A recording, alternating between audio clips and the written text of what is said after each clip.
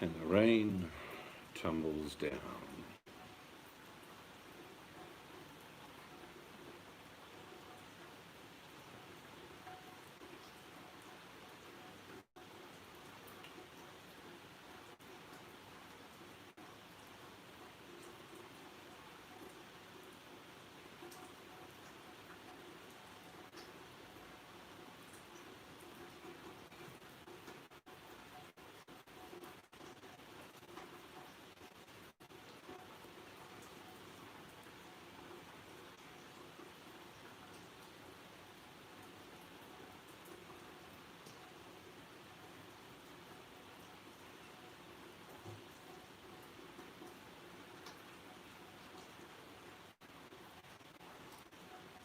Hello, Tony. How are you?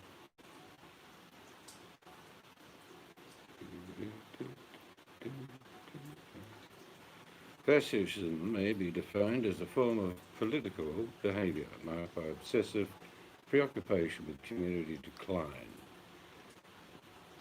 humiliation or victimhood, and by compensatory cults of unity, energy and purity, in which a mass-based party of committed nationalist militants. JP. Oh, she's not here, mate. But yeah, no, what a terrible way to play football. It was funny, 24 hours earlier, Eagles kicked over 100 points. Freo could only manage a handful. Very sad. But big news of the week, of course, Swans. The Sydney Mighty Swans won a game of footy, which is very important. It was looking very grim there. JP, I'm glad that you took over the coaching. That's why I've explained to everyone you've not been around for a while, and changed the heart and soul of the Sydney Swans. Well done, mate.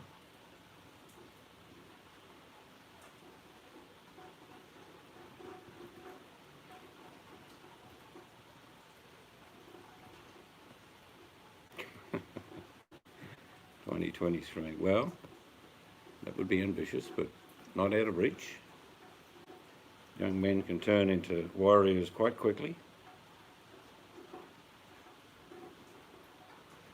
Did the river burst the banks? Fair bit of rain up that way. We've had a bit of a drizzle tonight, no real rain, just drizzling.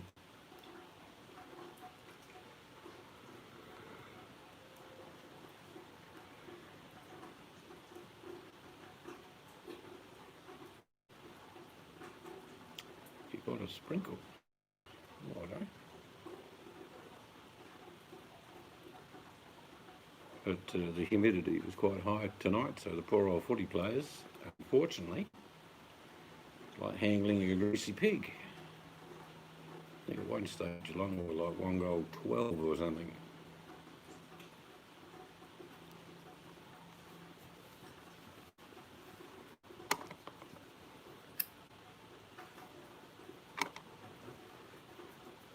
It was a pretty polished performance by the Eagles, and I don't boast and carry on like a pork chop, but I must admit I was impressed by the overall team effort, even without McGovern in. And nothing like watching cold pie go down against any team, to be honest. But the Eagles served up cold pie to 30,000 people. See you, Tony. Have a good one, mate.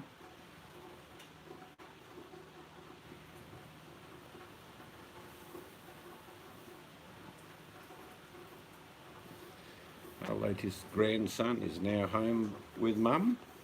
They came home today. All's well. Mum's very tired. Just got a little video off the daughter. She introduced the dogs to the baby tonight. The dogs are going, "What's that?" They're just looking at it going, "What's that?" I think they're going to nose is going to be a bit disjointed for a little while.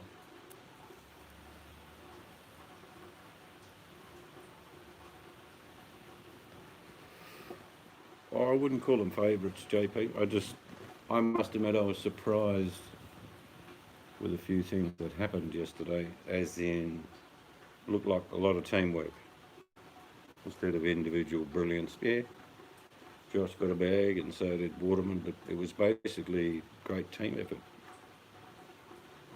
which is why there's no I in team.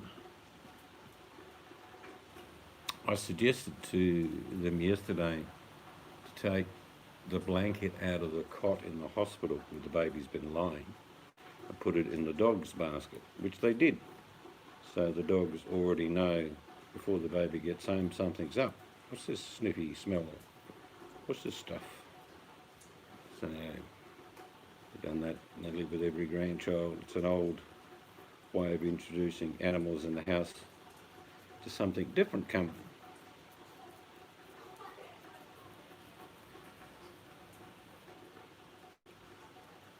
But we got his big brother with us again tonight because he's got school and they're tired and I know that the husband's shooting off to work early, so the daughter doesn't want to get up and drive him to school, so he's here. Might be here all week actually, just give her a break.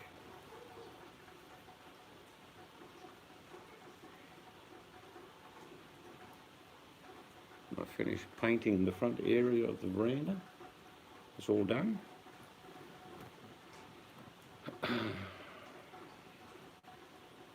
No, we do it with all our green kids, JP. We'd even do it for you. I'd sit on the bed at night just before you go to bed with your milk and cookie, and I'd read you a story. G'day, Gringo. The story is 2006 and 2007. The Great Reversal. And the ball flew high into the forward line.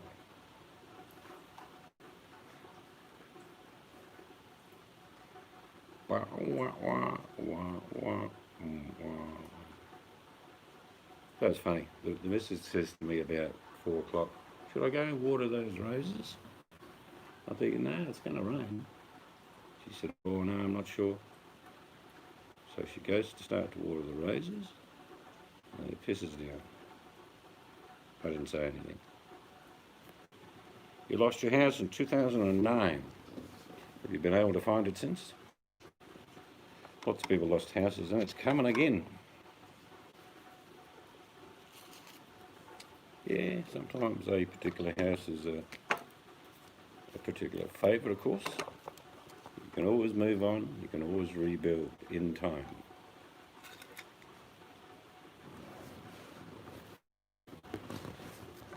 I think a lot of people coming this September, there's some shit going down, people won't be able to afford. Well, they haven't been able to afford their rent. Hello, Scarlett. They haven't been able to afford their mortgage, and there's been, mortgage freezes and rent freezes and non-allowable evictions, but it's all ending. The big crunch coming in September. Everywhere. Not just the US, everywhere. Ex-Schnelch. No, I don't. But thank you for asking.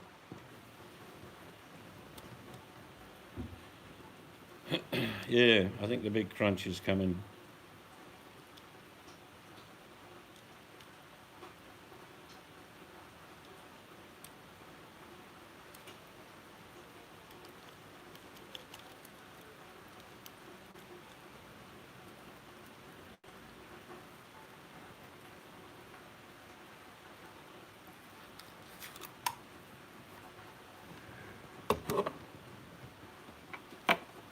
And I hate talking doom and gloom, but it's not doom and gloom, it's reality.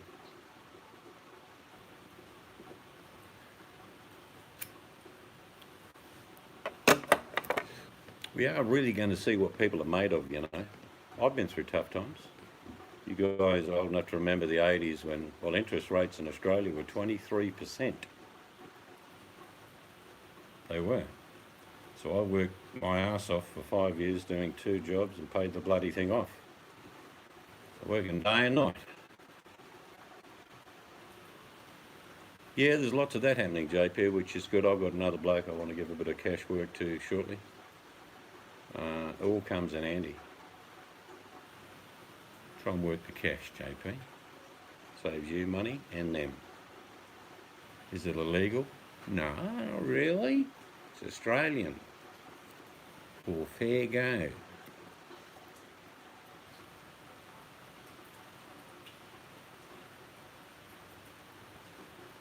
Steady old rain now.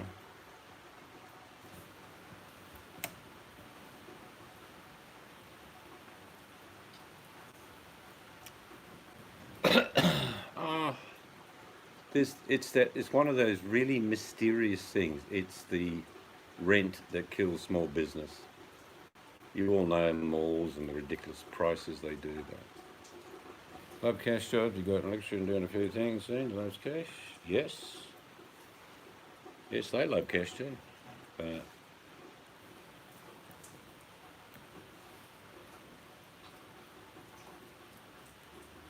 what I was going to say is it's those medium range businesses with like 10 to 20 people working, restaurant, cafe, whatever. They really struggle.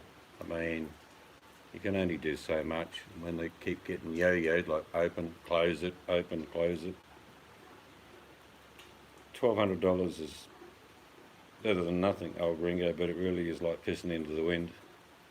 If people are 3 or 4 months behind in their rent, or mortgage, car payment, credit cards, all the banks are going to say around the end of September, we want our money. And we want to kick you out of your house that you're not paying for. $1,200 will seem pretty much useless by then.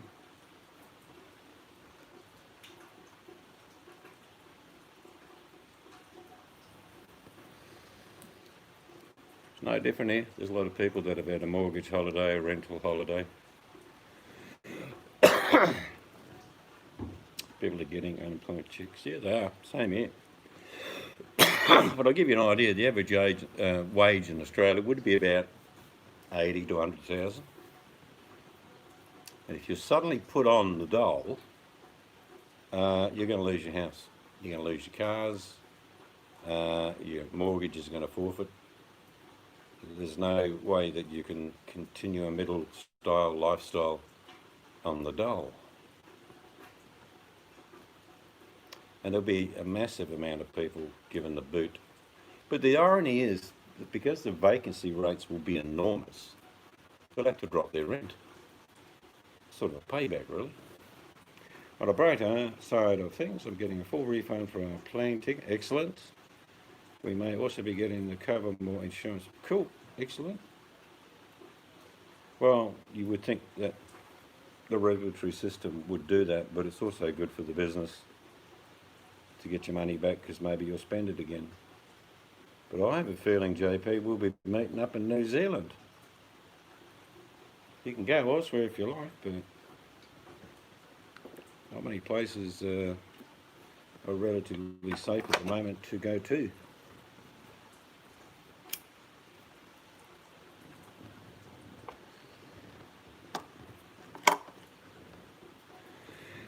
That's good. The Union opened up, but the European Union opened up, probably 120 countries to fly to each other. Now the shit's hitting the fan. Spain is closing down regions, other countries are getting spikes.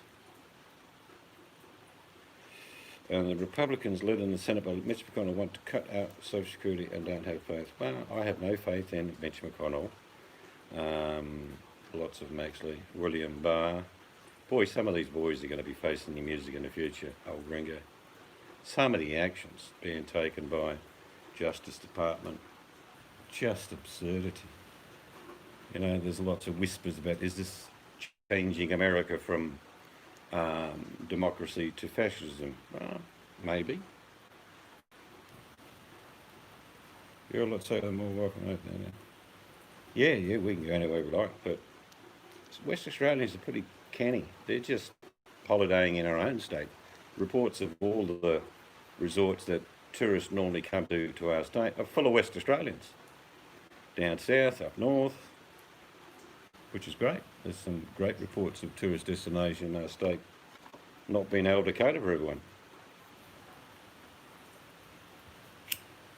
I've got a feeling Queensland's going to close your border shortly, JP. Thank you. You can thank your Victorian mates for that.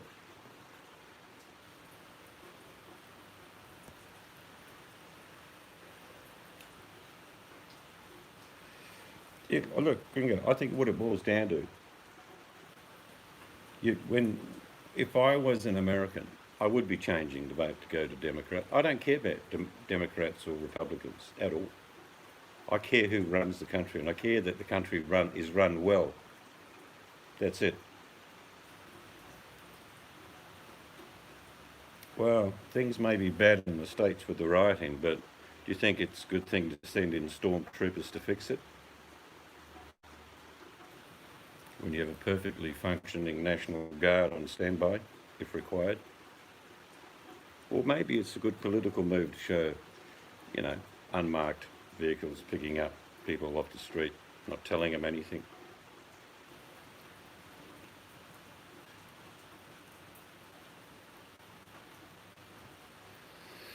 One thing we didn't notice, Gringo, when we went around Ireland quite a lot last year, it was mainly Irish that were working. Maybe times are tough, maybe people are going for the cheaper dollar option, I don't know. But most of the places we went, saw, in towns and villages, there was Irishmen and Irish ladies running businesses there.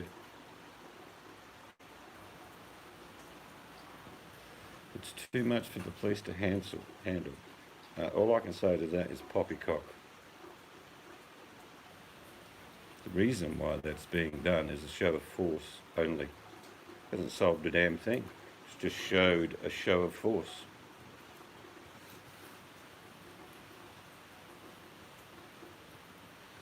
You have a National Guard scale-up. Check out each state's constitutional right to deploy the National Guard in times of rioting, even martial law. National Guard, which means the people that live in the states do the policing, not some SS group being sent. And they've been named SS by the Trump administration, Special Services. Ironic that it's called the SS. No, the governors have the right to refuse the help. Check out the Constitution again. I understand the Constitution, the rights and liberties of governors and mayors in different states in regards to federal intervention. Under Section 41, the federal government can, at any given time, protect federal property, and under no circumstance should it be roaming the streets at all. But that you're an American, you could probably check up on what I just said. It's a show of force by the administration, period, solving nothing.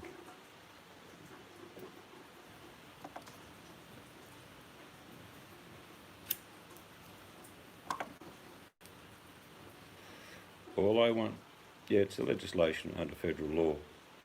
Section 41 allows the federal government to protect federal property. Give an idea what that means. There are federal buildings in most cities in most states of America, so they have every right to protect them. Statues, libraries, federally funded things, but it's the state government that looks after law and order. If you're an American and don't believe what I'm saying, check it out. State governors, mayors, have the right for law and order. Mayors can appoint police chiefs, not the federal government. Oh, that's handy. So the federal government sent in the SS and the Mayor of Portland got gassed. Yeah, that's probably not what you want to hear.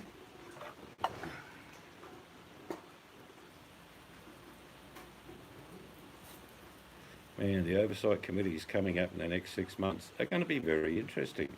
Think about your drama on television or YouTube, particularly the bottom.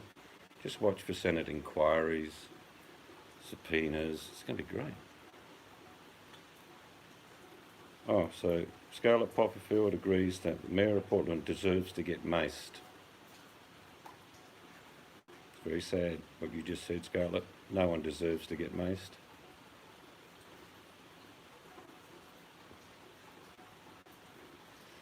America is a very violent place. Very violent place in the Western world. Probably the most violent place. And I'm not making numbers up, they're all there for you to see. murders in Australia last year by gun. I think 3. Rival gangs selling drugs. Get out of my territory. Of course, there's domestic violence where people get hit with axes and stuff, which is terrible. But we don't have, 100 people die a day from gun violence. At all. Never.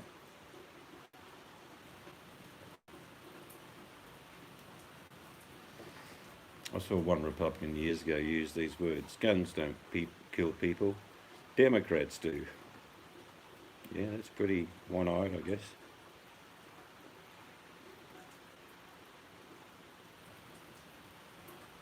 There are plenty of examples of violence in the US, Scarlett, regardless of the pandemic, a dissatisfied and disjointed country. Violence is part of American lifestyle. It seems accepted. Every week, there's a massacre somewhere.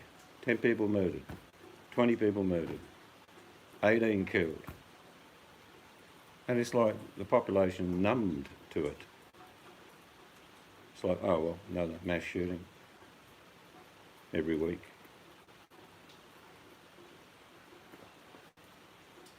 So your country is very violent, irregardless of the circumstances of the time or whoever's leading the country. And Americans can have guns, I don't care. We can have guns. I could, if I wish, go and get one, show it to you, show the legality paper of having it. No problem. Australians can get weapons. I've got to tell you, America's very violent. You just need to pull up some stats. You're more likely to be killed in America than you are in Afghanistan, or Baghdad, or Lebanon, or Syria. Most dangerous place for an American to be? America. You've got to have the comedy, Jojo.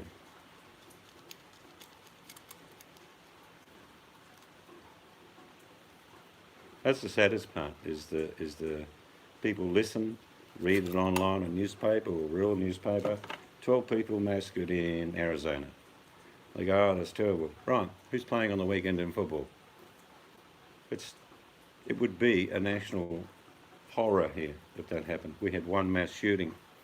His name was David Bryant in Tasmania. He shot 35 people.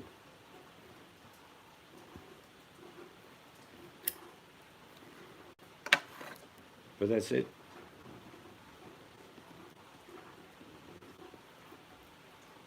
I think a lot of people are targeting Trump for different reasons. His incompetency, obviously, is one of them. His likeness to the Mad Hatter in regards to everything's fine.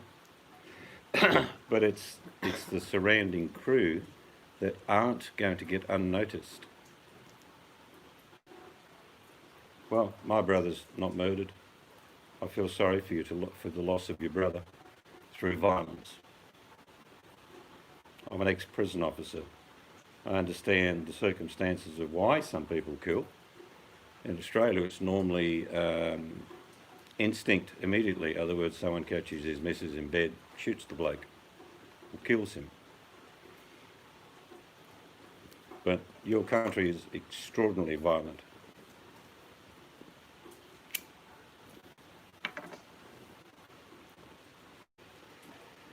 When we eventually come to US, Jojo will be our secret police. He will be undercover agent, have a special mic, handpiece to the ear, and all his crew, of course. Probably 30, I imagine. Bulletproof limousines.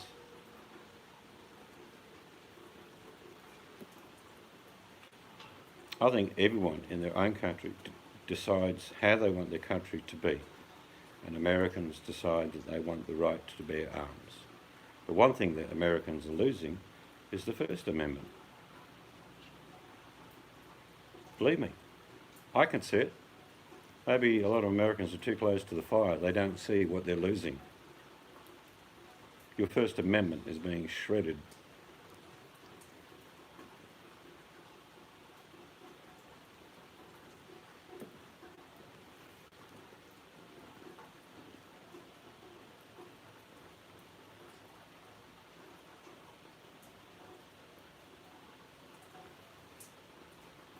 If you take the freedom of speech away from Americans, you don't have America. Period. That is the fundamental reason that it was, by those men, wise or not so wise, many years ago, made it the First Amendment. That's why it's number one. It's there for a very good reason. Number two backs it up. Click, click. Yeah, that's true, Jojo. No point having free speech if you can't breathe. No, political correctness hasn't removed our free speech because you can be fined, you can be jailed in my country if you make racist statements. But the freedom to speak it is still there.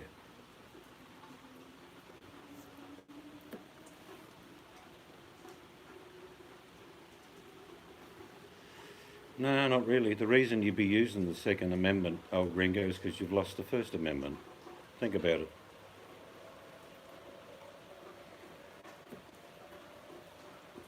I wonder how many Americans, and this is a curiosity, you could ask Australians, and it'd be a very high percentage. How many Americans use their weapons to hunt?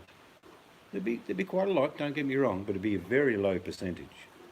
They use their weapons for protection or potential violence.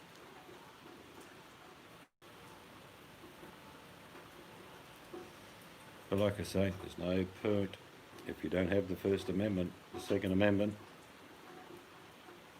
You're going to be seeing, because in each state of America there are different, they're not vigilante groups, they're actually registered as militia, okay? They're not going to get thrown into jail yet.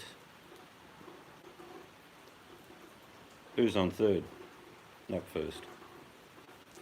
What? He's on second.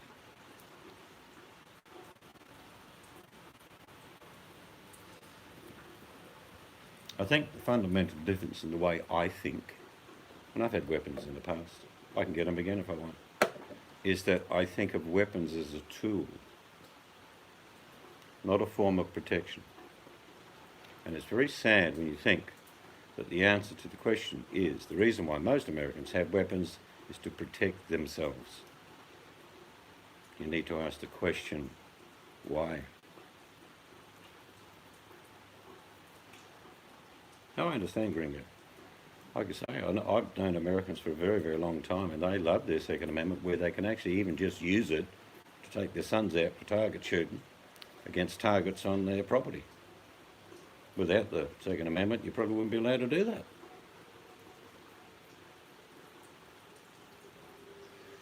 Well, Scarlett, you might be just staggered if you came and, say, spent a month with us.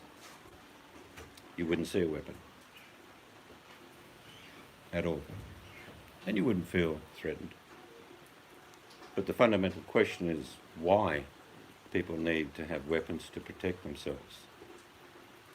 That's it. That question needs to be answered.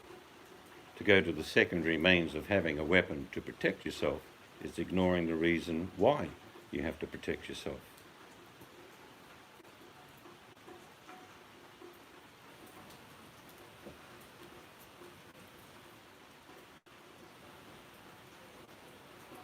Isn't that crazy?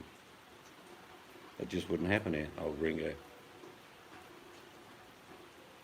You'll get cases in Australia where a person is shot by police.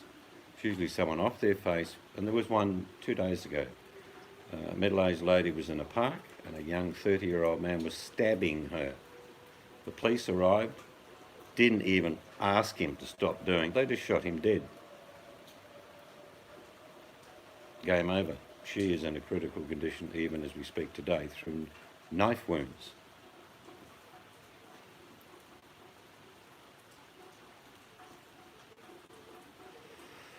Well, I don't know what they pay there, but the pay for a prison officer here is pretty good. It was his mum, was it? I didn't know who it was, JP. That was terrible, but I'm glad the police shot him dead. Who else would he have done?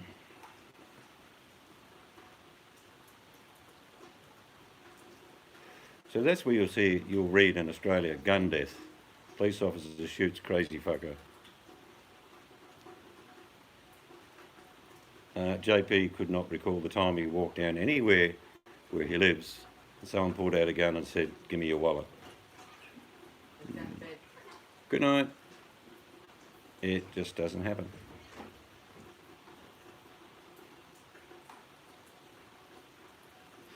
Nice, 128, good. And so he should be paid that money.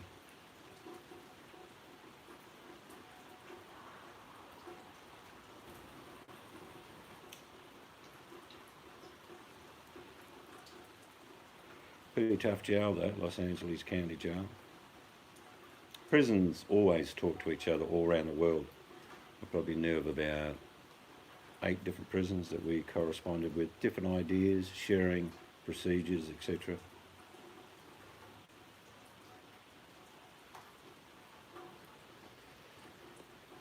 And it's a simple analogy. You don't need to be a mathematician.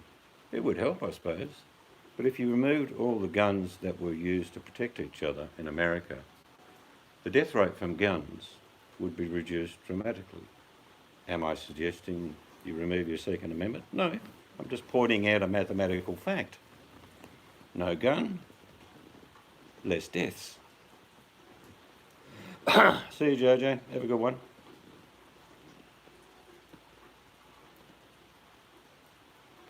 $14 to $16 an hour. I wouldn't be working there. A baggie off the street, what we call someone who just gets the job after 13 weeks training, probably gets about 85 to 90 grand here. Let me ask you A, all right, followed by B, and maybe even C. You can easily earn $100,000 a year in your first year because you'll get plenty of overtime in prisons here. And they do give you a lot of vocational options within the prison system. You can do other things. As an old lady, what protection do I have if an intruder breaks into my home? Well, first of all, you can call the police, but that won't save you straight away. In your country, you can have a weapon. And I believe you live in a state with castle law. So that covers you. In Australia, the person breaking in while you're home is probably going to get beaten the fuck out of by the owner, most times. No weapons. Maybe a baseball bat, I suppose.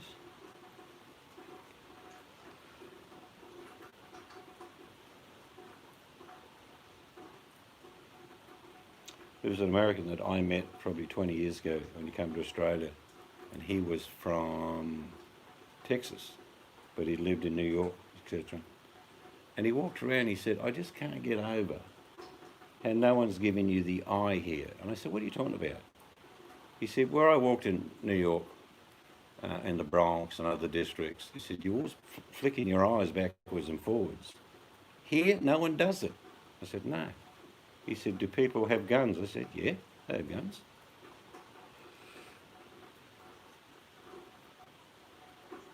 A dog is the best answer, I can tell you, by sitting down with criminals, professional criminals, there are such a thing. A dog barks when they're looking at breaking into a home, they just go away. It's a dead giveaway.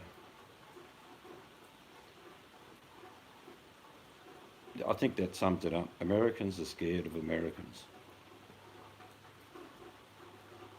I've told my Prime Minister I wanted to get fucked. I didn't get arrested. There was no guns on the people protecting him. Recently, a bloke told the Prime Minister, "Oi, Buffhead, get your bloody press conference off my lawn." But it's a sad indictment that if you think that you are likely to be harmed, that you need to have a weapon to stop being harmed. The issue is, why? The answer is quite complicated. It boils down to socioeconomic. People don't have something, you do, they want it. For an advanced country like America to live in fear from their neighbours, it's pretty sad. It's not the gun that's the problem, it's society. Honestly, I can tell you, whether you stayed a month at JP's house or mine, there'd be no fear. We'd go anywhere you like to go, no problem.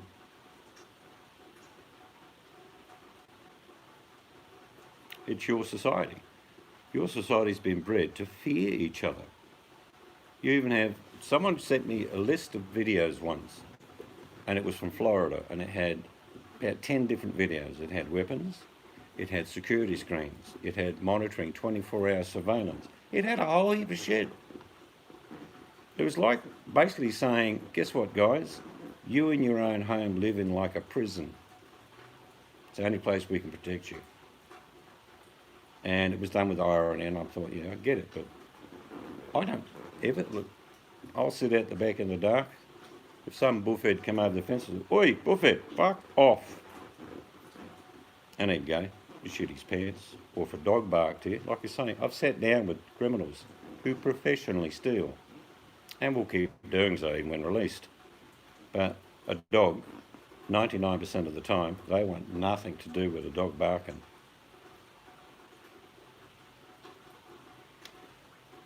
I'm very saddened by what I've seen in America. I knew Americans in the 80s, and they didn't live in fear like they do now. The death rate was still much higher, obviously, with gun deaths compared to anywhere else. Yeah, in Australia, if me and JP were sitting in a pub, some bloke's going off, we'd probably try to ignore him. But if he's starting to pick on the women, or there's kids involved, we'd both be up there, shirt fronting him, hog tying, wait for the police to come and get him, take this buffhead away. He's spoiling me bingo. When people fall over in Australia, and they're looking a bit sad and crook, we'll stop and say, mate, can I help you? It's the fact of living in fear. And I hear it all the time from Americans saying, oh, my neighbourhood's a bit dodgy. And I think, where do you live? And I say, oh, house is worth about $500,000, but it's a bit dodgy. I'm saying, why are you saying it's dodgy? They're saying, well, people with guns might break into my house, tie me up, steal me undies. So it's a constant fear. And like I say, the mate that came over 20 years ago, he said one of the things he noticed is that people don't look at you funny here. And I said, well, no, if someone's playing up, we'll look at him funny, but I think one of the fundamental reasons why a lot of people steal in America is they have nothing. When you have nothing, you'll do anything to get something.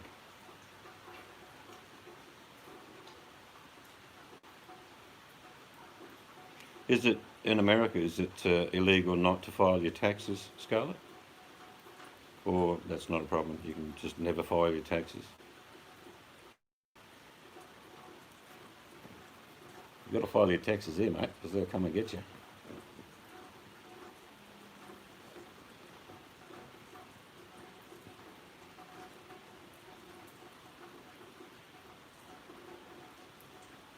It is illegal not to file your taxes. Right, so the man in the can's in trouble. Yeah, I'm not sure about Donald.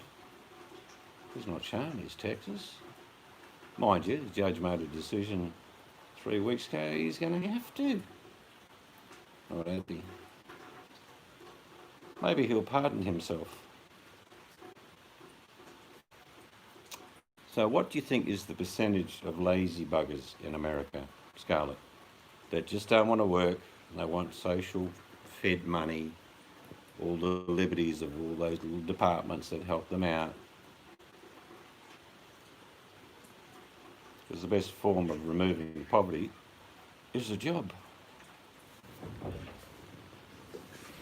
No, there's not. Same here. Both on the same boat with that.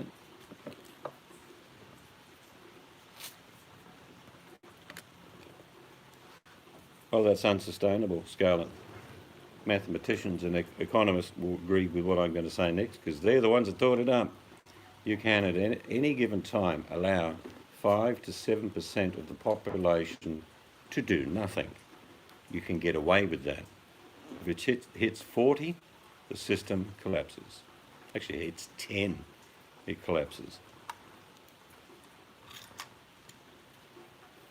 Well, the problem of not having a job and not getting any payment at all is that they will come to your door.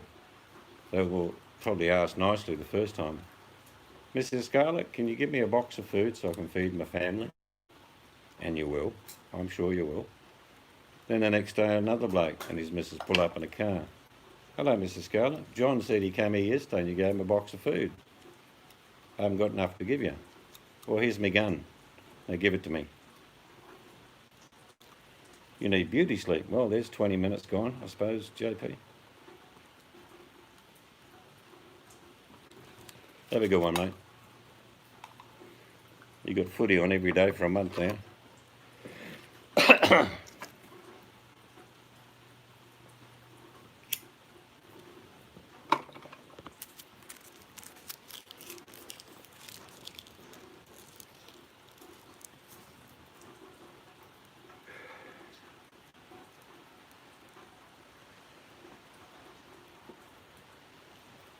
There's a lot less jobs coming up shortly.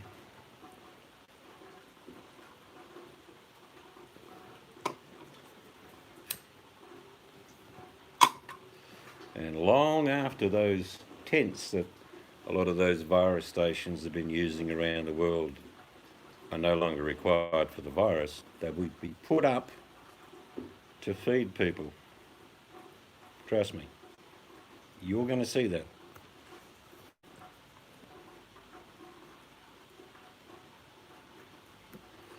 You might have even like a Roosevelt type mentality where you'll have a food army, which means people have either had the virus and are recovered or need to go and work in the fields to grow produce to feed the rest of the nation.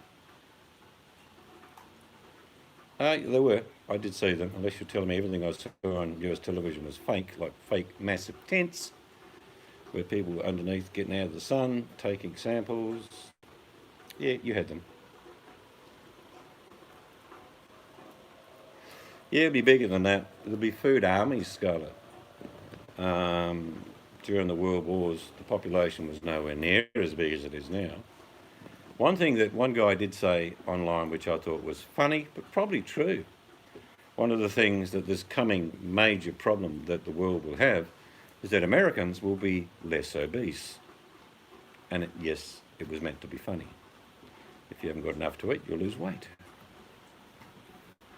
But yeah, you just need, my grandfather taught me years ago, one man can feed 20. In other words, the back of the sweat of one man in a garden can feed 20 people. Pigs, chickens, you name it. Goats, vegetables. One man can work 5 days a week, have the weekend off, and all the produce he produces for the whole year can feed 20 people. So a land army, as such, will be created. It's all right having soup kitchens. It's pretty hard to have soup kitchens without food.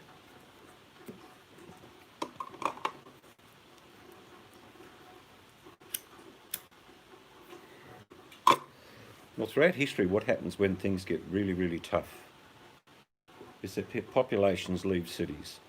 It's one of them reversals. It's a trend that's followed over about 3 different cycles over the last 100 years where either due to disease or due to famine or Great Depression, what happens is people move out of the big cities. There's nothing for them there. Everything comes to a grinding halt. But when they move out in the bush, they can work on a farm. People can say, look, we can't pay you, but we can feed you as long as you're chipping and work. And all people want is a roof over their head for their families and themselves. They'd be happy to work.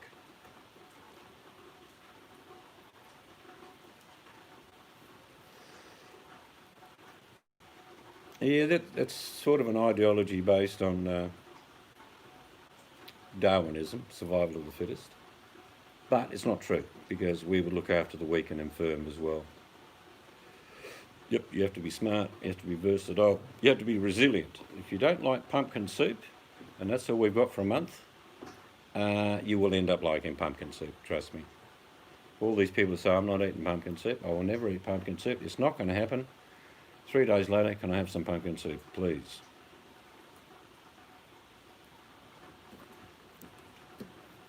But I think you'll find, I said this about 6 months ago, you're going to see the worst in people, and we have. and you'll see the best in people. Want the silent ones that don't say anything, who do feed people, clothe them, shelter them. There's no newspaper there. There's no running of the information about what they're doing.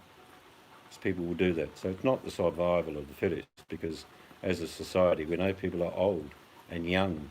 They can't survive. You can't just have 20 to 40-year-olds running around. So, and people aren't like that. Deep down, everyone will stop and help an old lady if she's hungry and weak. Yeah, I know that, Gringo, and it's true. They don't have knowledge, is what they don't have. But people are fast learners. When a necessity becomes a need, they'll learn. People who hate atheists love to quote Darwin. I don't care if you've got faith or not. That's all a personal issue. It's irrelevant for me. I just don't believe the Earth's 5,000 years old. I'm sorry. And no, we didn't dance for dinosaurs. I don't get the Noah story. Not possible. So I don't mind what faith people have or religion. I don't care. It's not my imposition, and it's not theirs to push it upon me. People who disagree with the evolution quote Darwin. Yeah, I'm sure Darwin was fallible on many occasions. Einstein probably as well. But we can't dismiss their genius. It was there.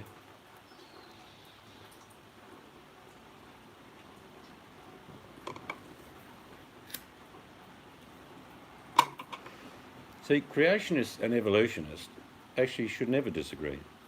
Because as we go back in time, we would end up, in Darwinism, we'd end up with a pair of floppy fish coming onto a beach 4 billion years ago. Or we'd go back 5,000, 6,000 years to Adam and Eve. The fact that evolution is a fact in both creation and the belief in Darwinism. So there's no difference. We evolve. We evolved in the Bible from two people, or one in a rib. And when you boil that down, that's an evolution. He begat, then another begat and happened and begat and so forth. And that's exactly what evolution talks about. Yeah, they begat fish, who became lizards, who became birds, who became men, blah, blah, blah. So evolution is just a time frame. Everything changes.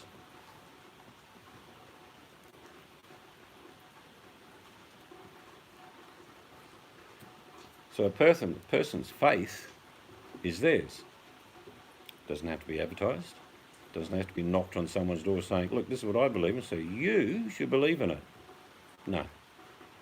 And people who believe in only evolution shouldn't have the right to abuse a Muslim, for example, or a Jew, or a Christian. It's totally different. It's got nothing to do with their thoughts about evolution. They're thinking that's how we progressed. Faith is something different. You've still got very many... Look, the Vatican has scientists. I told that to a Catholic years ago and said, no, we don't do any of that shit. I say the Vatican has highly paid professional scientists. And they go, no, you're talking shit, seeds, absolute crap. Vatican has no science. Yes, they do. Yes, they do.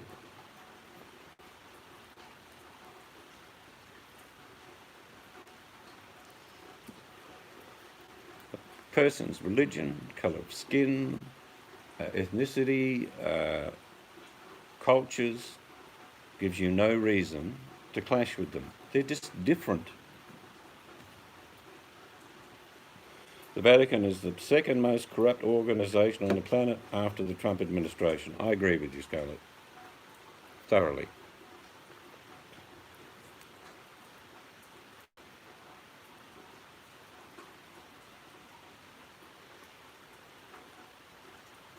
I was just reading between the lines. Look, I mean, Catholicism in Australia has died in the arse. Churches are nearly empty. The faith has gone in people. They still are Catholics, but they worship at home or in groups. Institutions have certainly tainted any respect for them. And they have a big church still here and there where people attend. But with so many terrible things that the church has been responsible for. ultimately it affects people's faith.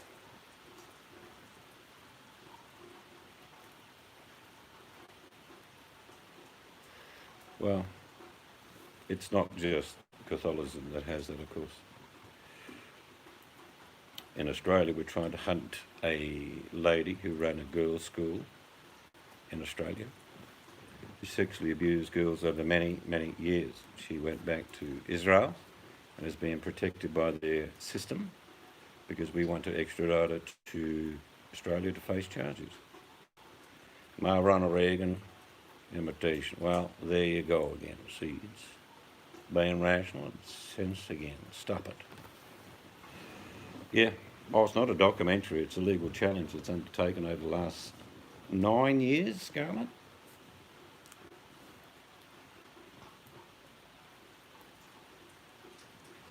They got lots of different levels of law in Israel, which means that they'll go to many different courts, appeals, whatever.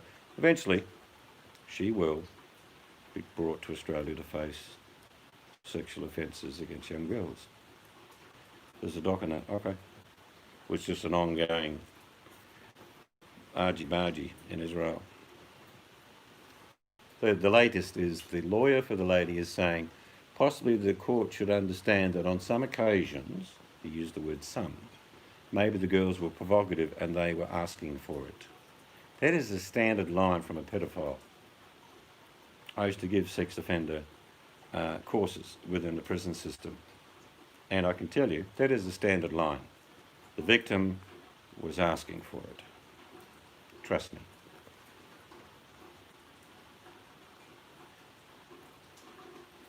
But did you twitch your head to the right a couple of times when you did that, old gringo? Yeah, it's like lots of things, but blame the victim is the scenario. She will face justice eventually.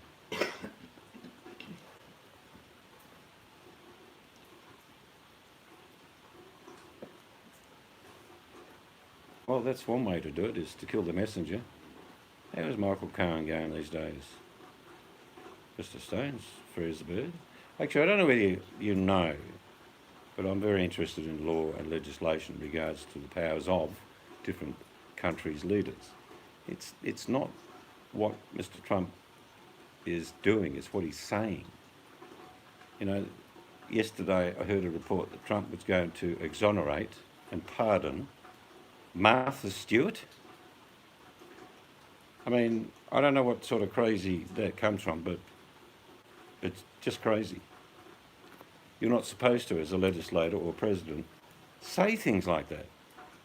There's a judicial process to undertake, which has been ignored on many occasions.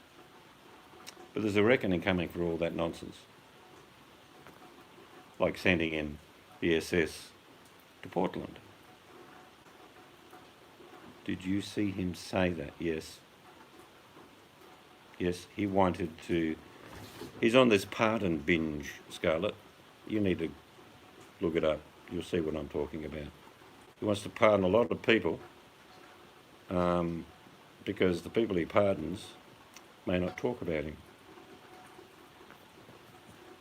Mr. Cohen, on the other hand, had a decision by the lawyer stating that it was erroneous that he was brought back to court and then put back in prison, based on the fact that Mr. Cohen is writing a book about Donald Trump. You probably need to go and read that one. Who did he pardon? Maybe you should do some research. I'm not being rude there. He is looking at pardoning other people. He's pardoned people already. He sent Mr. Cohen back to jail because he's writing a book using the Department of Justice to do so. And the judge said this is nonsense and it's interference. Mr. Cohen shall be set free until his trial date. That's what I'm saying. It's just ridiculous, Scarlett. Why would you want to pardon someone who's already served her time? Like exonerating her time in prison. Well, Martha is now pardoned, so anything has to be expunged. Oh, I think Martha Stewart was pretty much into diddling the books a little bit, possibly. Yeah, I don't get it. No, it doesn't make any sense. But why would Michael Cohen be placed back into prison? based on the Department of Justice's information. When in fact, that information was, if you were not aware of it, Scarlett, if Mr. Cohen would not sign a document stating that he would not write a book, would not go into social media talking about Trump, etc., etc. He said, no, I'm not doing that. All right, you're going to prison. The judge says, no. He'll face his court. Cohen will be in court, trust me, and probably go to jail. Not on the basis of someone not liking him being out, maybe talking about the president. I believe there are several people who could sink Mr. Trump overnight, if they so chose to do so.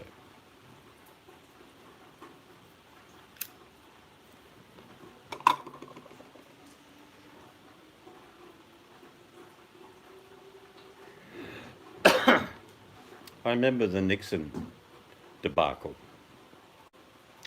and there was, I forget his name, pretty sure he was his Attorney General at the time. Now, he had conversations with the Attorney General April, the year before. I think it was August Nixon resigned, or the following year, but in April they had conversations that Nixon says, it's my fault, Watergate, and I'm going to resign. This is April, 15, 16 months before he did eventually resign. I give that to Tricky. He actually talked about the process of resigning 16 months before he had to. So it wasn't a mystery to anyone that the deception had gone on. They just dragged it out. There are a lot of parallels with this administration to the Nixon administration.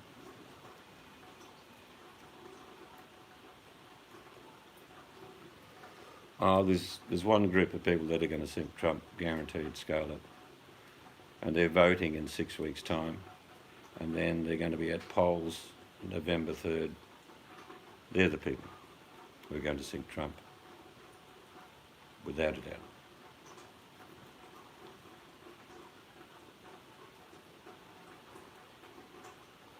Well, do you remember Mr. Trump investigating Biden?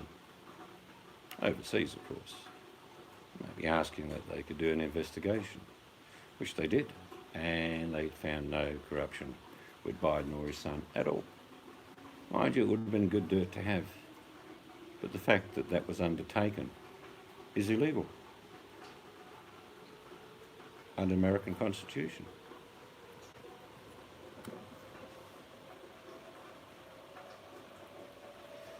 No, that's been dismissed. Scarlett, totally.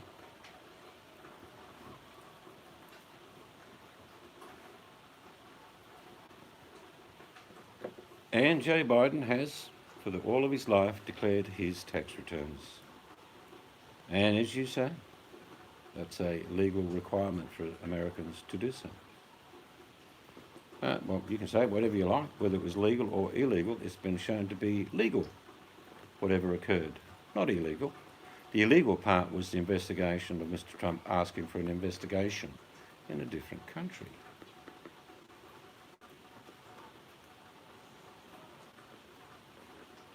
Was tweet of the Gilded Age. There are comparisons to many things. It is, you said earlier, it's a constitutional determination that every American should declare their tax each year. Well, Mr. Trump has done his taxes, but they're not declared. They're sealed. Well, now they're not sealed because a New York prosecutor has some of them to ponder over. Because when someone says something and then the paperwork says, nah, that's not what happened, that's not how it went down, that's lying. Why would you want to hide your tax return, Scarlett? What would be the purpose? It's not a constitutional infringement. You have to declare your taxes. Why would the President of the United States not show any taxes for the last 10 years at all? Is he special? I think, like I say, I know you don't believe anything I say about this, but within the next 6 to 18 months, Mr. Trump will be in the news again. but for something you probably don't want to hear about. Subpoenas, Senate inquiries, committees. Yeah, that's all coming. And he's not going to be alone. William Barr will be one of them. Lindsey Graham probably, definitely Mitch McConnell. There are things that you do in your life that you are going to be held accountable in the future. That's happened on many, many occasions. And it's not just Mr. Trump. There's a group of them. Little cohorts, if you like. Well, it's not really setting a good example, is it, Gringo? If you're the leader of the country demanding everyone pay their taxes, that you are not willing to show yours. In other words, show me yours, but I'm not going to show you mine.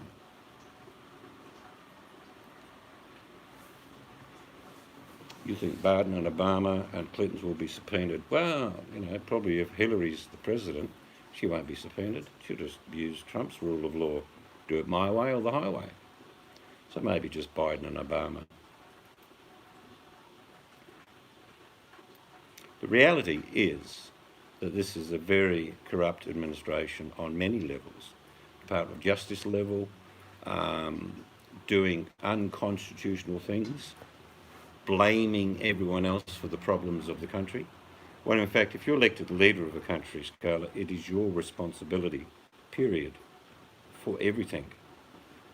But just to say, well, no, it's not up to me to fix it, I'm not taking any blame, it's up to each governor and each mayor. In other words, everyone else can fix it. I'm not going to do anything. And yet, in the same breath, he will say, look what I've done for this country in protecting you from the virus. And Scarlett, tell me, did he say that? The answer is he said that yesterday. He said that yesterday. He said, I've done a fantastic job in preventing many more Americans dying. He's done nothing. In his own words, it's up to the governors and the mayors, not me. Nothing to do with me. I'm not taking any responsibility. You're the leader of the country, Mr. Trump. Yeah, but it's their fault. There are certain things that a country needs. Whether the governors are in control of their law and legislation is a different thing. But if the country is led federally badly, and then people start blaming governors of each state, what's the point of having a federal government, Scarlett? He's done a shit job. It's all about him. How good am I? Just ask me. I've been the best thing since, and these words he used, Scarlett, not making it up. I am the best president since Abraham Lincoln. In fact, I've probably done more than Lincoln ever did. How good am I? Just ask me. Mr. Trump, have you visited a family that have lost a victim to COVID-19? No, that's the governor's responsibility, not mine. Nothing to do with me. Well, that's not even out of the question yet, Scarlett. 2.2 may be the end figure. I'm not sure if you're aware that I think it's ticked over 150,000 already. But that's the governor's fault, nothing to do with the leader of the country. Their fault. Bad, bad governors.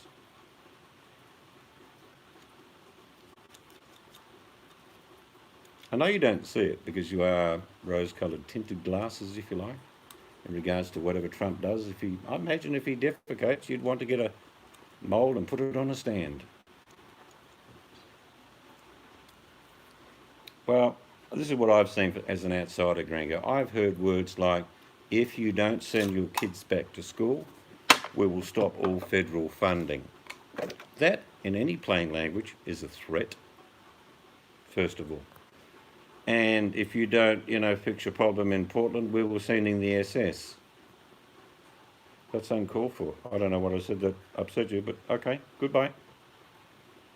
But I do believe that he will be firmly held responsible, along with a lot of cohorts, old Gringo. The William Barrs ain't going to get away with this. The Secretary of State won't get away with it. Mitch McConnell won't get away with it.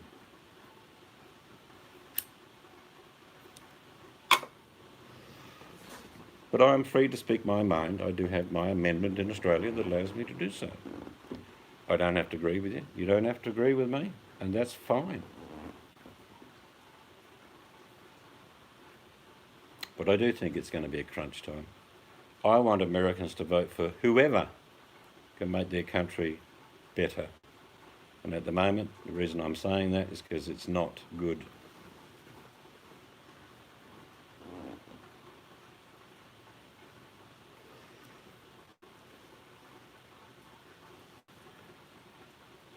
And then you got, who was it, Ivana Trump holding up some beans and the president showing a whole line of products. You can't actually do that as president. You can't endorse any product. Apparently he can.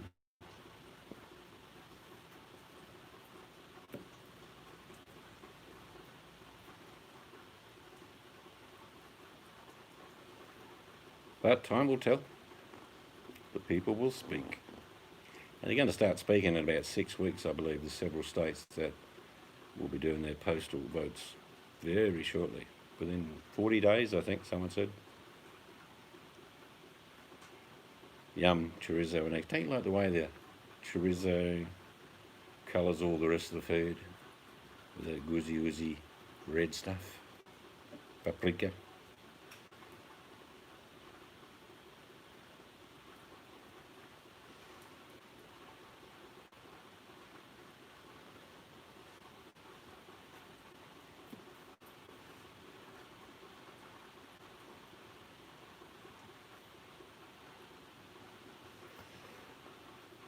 I can't, I'm trying to think.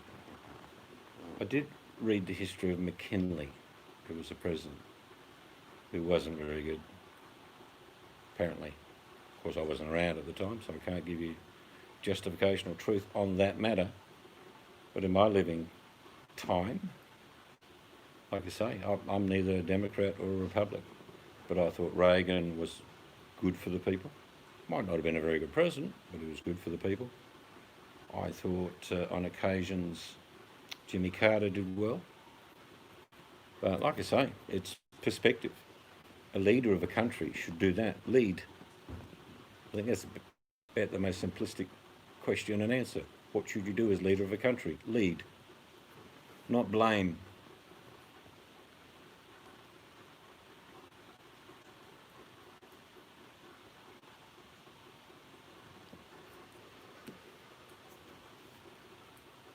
It's still trickling rain.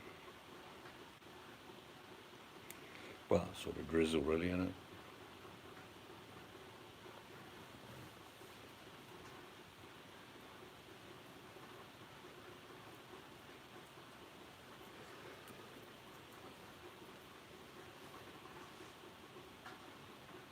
Boy had his shower. He's in bed, say good night to him. Oh, I thought he was going for a shower. He's probably tired too.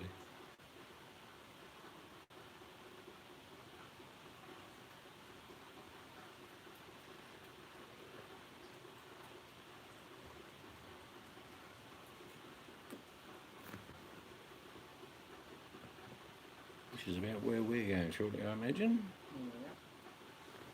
Maybe 10 o'clock here. What time is it there, Al Gringo? I'm guessing 8:30 in the morning.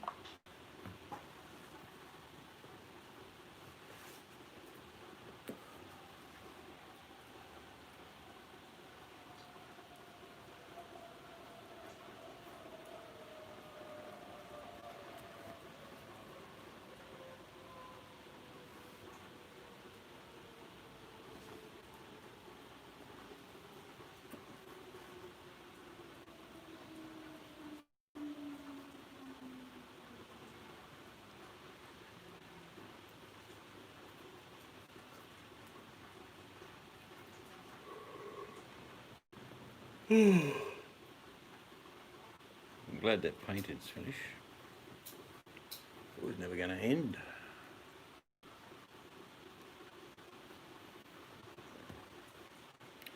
Almost 9 a.m. Start of a day. Well, it was 25 degrees Celsius here today. Beautiful. Still had a jumper on. It was nice.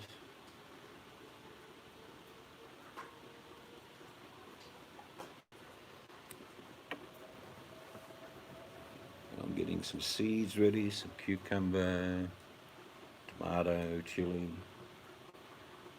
I'll be planting them in about 2 weeks' time inside, just to get them started. I better do some up for... I have to do some up for Jess too, I suppose, eh? What? Some seedlings. Yeah.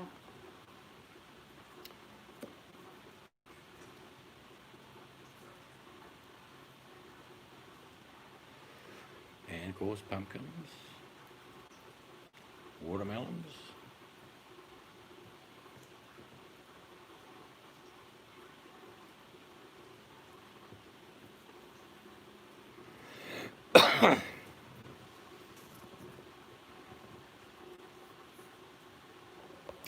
So you're having a feed and then you're going for a sleep.